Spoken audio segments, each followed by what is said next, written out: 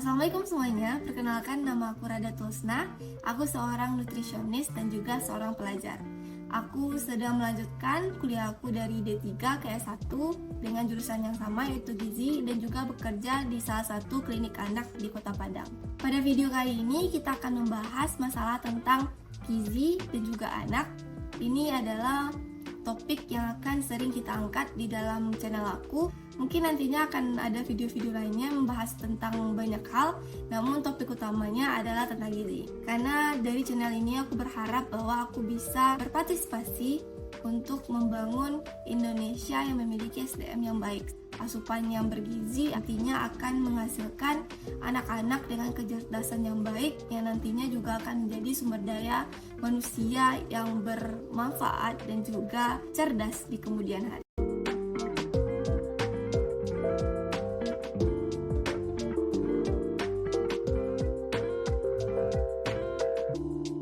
Di video kali ini aku akan membahas permasalahan yang paling sering ditanyakan oleh ibu-ibu yang datang untuk berkonsultasi ke aku, yaitu tentang berat badan anak stuck dan anak gak mau makan atau GTM, gerakan tutup mulut. Sebenarnya gerakan tutup mulut ini adalah salah satu cara anak untuk memberitahukan bahwa mereka tidak lapar. Tapi mereka belum ada makan apapun dari pagi, Bu. Belum ada makan apapun, atau mungkin yang ibu bilang makan itu hanya makan nasi dan juga lauk pauk. Jika semisalnya ibu hanya memikirkan nasi dan juga lauk pauk, maka mungkin anak memang tidak makan itu. Tapi kita harus menghitung apa-apa aja yang masuk dalam mulut anak. Bahkan itu ASI, atau mungkin itu snack, atau itu permen, atau mungkin air minum. Kenapa? Karena memang salah satu alasan kenapa anak tidak mau membuka mulut pada saat disuapi makanan utama adalah mereka masih merasa kenyang. Tapi kan belum makan makanan utama. Iya betul, makanan utama memang belum. Namun dia tetap akan kenyang dengan makanan yang dia konsumsi sebelumnya. Sehingga semisalnya kita memikirkan bahwa dia tidak makan apapun, jadi kita kasih ASI atau mungkin kita kasih susu formula untuk menggantikan makanan yang belum mereka konsumsi. Itu adalah salah satu langkah yang salah menurut aku. Karena nantinya anak akan merasa bahwa makan nasi itu lebih berat daripada minum susu formula. Sehingga apabila nantinya dia mencoba untuk makan, nantinya mereka akan merasa malas, merasa capek untuk mengunyah karena biasanya dimanja oleh minum susu formula. Dari susu formula pun mereka akan merasa kenyang karena nantinya susu formula tetap akan dicerna oleh tubuh. Karena ada proses di mana anak akan tetap merasa kenyang sampai susu tersebut diserap oleh tubuh. Namun masalahnya di sini adalah susu formula tidak mencukupi kebutuhan dari anak, tidak mencukupi kebutuhan karbohidrat, protein, lemak, dan vitamin lainnya. Mungkin misalnya anak akan merasa kenyang, betul, karena kita pun minum air akan tetap merasa kenyang, namun tidak mencukupi kebutuhan dari anak tersebut. Nantinya ini juga akan menjadi masalah pada oromotor anak. Anak tidak biasakan untuk mengunyah, anak tidak biasakan untuk berusaha, untuk menggerakkan mulut, sehingga nantinya juga akan berdampak pada keterlambatan bicara pada anak. Di klinik aku bekerja, anak yang biasanya GTM, anak yang biasanya memang tidak diajarkan untuk mengunyah, nantinya juga akan berakibat pada kecepatan berbicara yang agak sedikit lambat daripada teman-teman lainnya. Salah satu cara untuk mengatasi GTM ini adalah mengatur 3J, yaitu jadwal, jenis, dan juga jumlah. Yang paling utama yaitu jadwal. Jadwal ini adalah hal yang nantinya akan membuat anak mengatur masa untuk merasa lapar. Contohnya, anak akan merasa lapar pada jam-jam yang sudah kita atur. Yang pertama, makan pagi. Yang kedua, selingan, snack pagi. Yang ketiga yaitu makan siang dan juga selingan sore dan juga makan malam. Makan pagi biasanya dimulai dari jam 8. Nanti jika semisalnya anak sudah mulai sekolah, maka untuk mengatur memajukannya setengah jam itu tidak akan menjadi masalah yang besar. Ini pun bisa mempermudah ibu-ibu yang bekerja, karena misalnya ibu bekerja masuk kerja jam setengah 8, maka jam 7 anak sudah bisa mulai disuapi. Dan itu tidak akan menjadi masalah bagi anak yang sudah terbiasa makan jam 8, karena perpindahannya pun tidak terlalu jauh. Tapi kalau misalnya anak memulai makan jam 10, sedangkan ibu berangkat kerja jam setengah 8, itu nantinya akan menjadi masalah karena anak tidak terbiasa makan pada jam tersebut. Sehingga waktu ibu untuk bersama dengan anak untuk makan pagi, maka siang makan malam itu akan berkurang karena makan pagi udah skip nih, ibu udah pergi kerja, nanti anak sama neneknya atau sama ayahnya, nanti makan siang juga tidak. Jadi jika semisalnya jadwal ini diatur dengan baik, maka ibu akan memiliki lebih banyak waktu untuk bersama dengan anak. Jadwal di sini terbagi menjadi 5, yaitu jadwal makan pagi. Makan pagi idealnya itu jam 7 sampai jam 8. Lalu selingan yaitu jam 10. Makan siang yaitu jam 12 atau jam 1. Dan makan sore yaitu jam 18. Dan selingan sorenya itu bisa kita kasih jam 15, jam 3 atau jam 4 sore. Di antara jarak-jarak waktu ini, diusahakan bahwa anak tidak mengkonsumsi apapun dalam 2 jam ini, karena tubuh akan mencerna makanan itu dalam waktu 2 jam ini. Jadi kalau misalnya nih yang tadi belum selesai dicerna, udah dikasih lagi, nanti tidak akan ada rasa lapar pada anak. Jadi nanti pada saat makan siang tidak ada rasa lapar, itu kenapa dia tidak mau membuka mulut pada saat makan. Cara ibu supaya anak tidak terdistraksi adalah yang pertama yaitu menghindari semua makanan yang nantinya bisa menarik perhatian mereka. Misalnya nih biskuit yang biasanya mereka makan, itu harus disembunyikan di luar jadwal makan mereka sehingga tidak ada keinginan untuk mereka untuk makan. Sedangkan kalau misalnya anak masih terbiasa untuk minum ASI di dalam jadwal makan tersebut, maka salah satu caranya yaitu yang membuat mereka lapar dan memberikan makanan. Dari segi makanan, sebenarnya anak-anak umur 6 bulan, 7 bulan, 8 bulan itu masih bisa merasakan rasa asli dari makanan.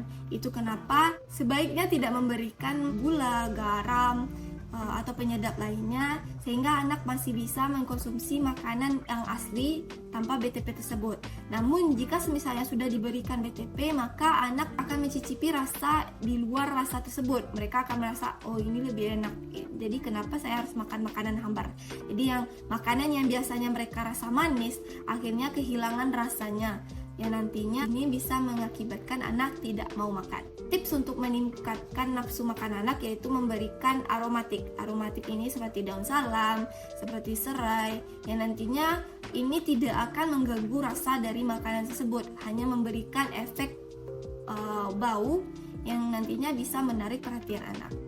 Jadi ibu-ibu jangan khawatir, misalnya nih umur 6 bulan udah mulai dibuatin makanan yang kita pikir enak gitu. Jadi kita takutnya nanti anak gak mau makan karena makanan gak enak. Bukan, anak belum akan bisa merasakan ini enak atau enggak sampai dia bisa mencoba semua rasa. Jadi nantinya dia hanya akan paham, oh ini manis, oh ini sensasi asam, oh ini sensasi asin, dan ini sensasi yang pahit. Ibu jangan khawatir, misalnya nih, kok masakan saya hambar ya? Iya, itu menurut ibu, tapi menurut lidah anak yang masih peka, itu tidak akan terasa hambar. Masih akan ada rasa manis dari nasi, manis dari daging ayam, dan juga manisnya dari sayuran yang mereka konsumsi. Selanjutnya, jika misalnya jadwal sudah teratur, maka PR ibu adalah mengatur jenisnya. Jenis ini misalnya mengatur bagaimana kebutuhan anak dan juga tekstur dari makanan yang kita berikan. Untuk jenis ini ibu harus memperhatikan bagaimana zat gizi yang terkandung dalam makanan tersebut, misalnya karbohidrat, protein, lemak, vitamin. Hal lain yang harus diperhatikan yaitu tekstur. Tekstur ini harus sesuai dengan anak. Umur 6 bulan anak akan makan makanan dengan tekstur puree. Umur ke-7 dan 8 itu akan naik tekstur menjadi lumat. Sedangkan umur 9 sampai 11 itu akan menjadi tim. Setelah itu baru makanan lunak dan makanan biasa. Ini nantinya harus bertahap. Jangan biasakan anak untuk tetap makan makanan lumat sampai ia berumur 1 tahun, karena oromotor anak tidak akan terlatih dan nantinya juga akan membuat anak kesulitan untuk berbicara dan juga naik tekstur di kemudian hari. Tips lainnya untuk menarik perhatian anak saat makan adalah memberikan finger food. Finger food ini adalah salah satu cara untuk anak melatih makan sendiri.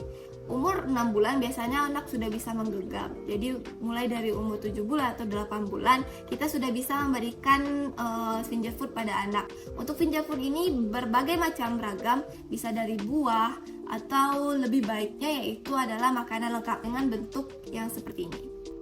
Dengan bentuk finger food yang bisa digenggam oleh anak. Selanjutnya yaitu jumlah. Jumlah ini akan dinaikkan sesuai dengan kebutuhan anak nantinya. Jadi sampai umur 7 bulan atau 8 bulan anak hanya memerlukan 600 kilokalori setiap harinya. Jadi nanti ini akan bertambah sesuai dengan bagaimana keaktifan anak, dan nantinya juga akan bertambah, misalnya anak laki-laki akan memiliki pertumbuhan yang lebih cepat. Jadi tips aku untuk ibu-ibu semuanya yang memiliki masalah tentang GTM adalah konsisten dengan jadwal. Jadwal ini adalah kunci penting untuk membuat rasa lapar pada anak sehingga anak akan membuka mulut pada saat makan. PR utama di sini adalah bagaimana ibu konsisten dengan pengaturan jadwal tersebut. Mungkin ini akan sedikit sensitif, namun ibu harus tega untuk membiarkan anak tidak mendapatkan apa yang dia inginkan untuk mendapatkan apa yang mereka perlukan.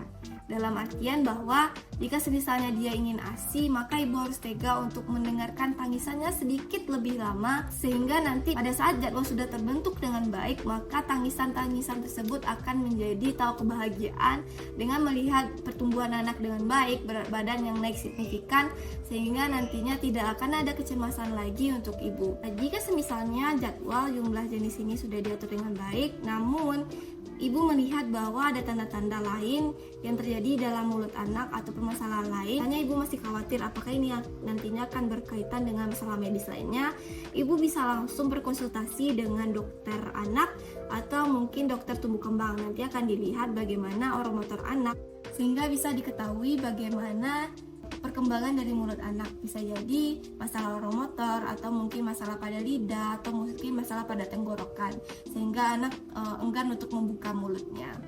Atau mungkin misalnya masalah pada tumbuh gigi. Ini adalah tugas ibu untuk melihat apa-apa aja gejala dan tanda yang diperlihatkan oleh anak. Jika misalnya ini terjadi, segeralah berkonsultasi dengan dokter anak atau dokter tumbuh kembang terdekat untuk mengetahui masalah lebih lanjut. Terima kasih banyak sudah menonton video aku. Mudah-mudahan video ini bisa bermanfaat bagi ibu-ibu dan juga bagi aku seorang pelajar ini.